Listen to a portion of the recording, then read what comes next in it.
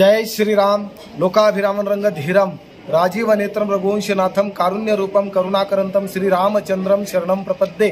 प्रभू रामचंद्राच्या कृपाशीर्वादानं, साधू संतांच्या कृपाशीर्वादानं, गुरुवर्य भास्करगिरीजी महाराज यांच्या प्रेरणेने यावर्षी 11 एप्रिल ते 18 एप्रिल भव्य राम जन्म सोहळा होतोय।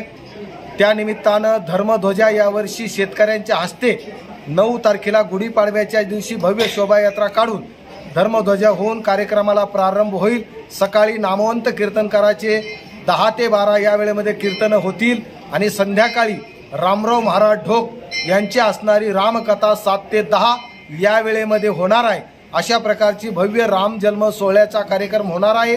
त्या कार्यक्रमाचा सर्व तालुक्यातील भाविकांनी लाभ घ्यावा।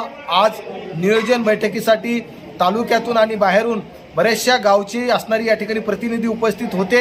या सर्वांच्या उपस्थितीमध्ये आज या ठिकाणी नियोजन बैठक आयोजित केली होती, ती योग्य रीतीने पार पडली। परत एकदा मी सर्व राम भक्त आणि भाविक भक्तांना विनंती करतो, हा भव्य राम जन्म सोहळ्यामध्ये सर्वांनी उपस्थित राहून या धर्म कार्यामध्ये तनाने, मनाने आणि धनाने सहकार्य करून या कार्यक्रमाची शोभा वाढवावी अशी आग्रहाची सर्वांना विनंती करतो। या निमित्तानं परत एकदा सर्व भाविकांचे हार्दिक अभिनंदन करून वाणीला पूर्ण विराम देतो। जय श्रीराम।